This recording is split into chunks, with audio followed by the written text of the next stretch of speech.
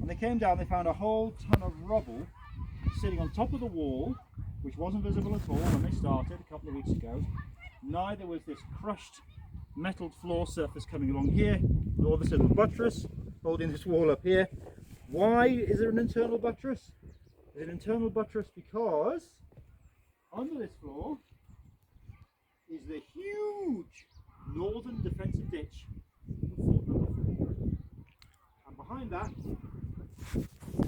coming all the way up to about here, is the turf on turf rampart mound.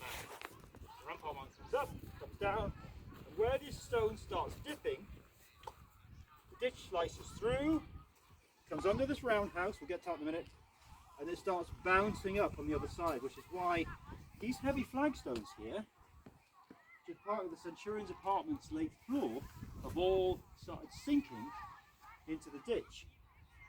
But we do have mixed levels here, which is great.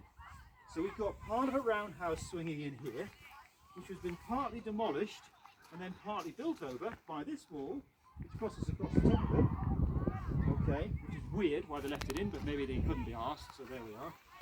And then on the other side of the floor, we have Colin's magical piss pit.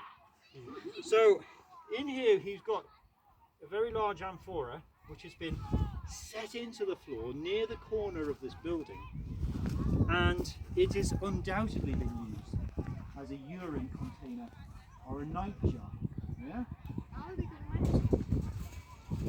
Where they use a skillet. And a slave. Yeah, a slave. Or a big straw. It was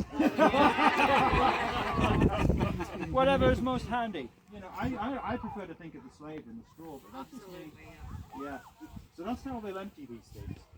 And that'll be emptied in the nearest drain. Now it's possible that under here or under there we have a toilet block, a more official toilet block, which will feed its drains and run out of the north gate there into the ditch, or more likely come down the Intervallum Road here, connect to the drains off the toilet block on the other side.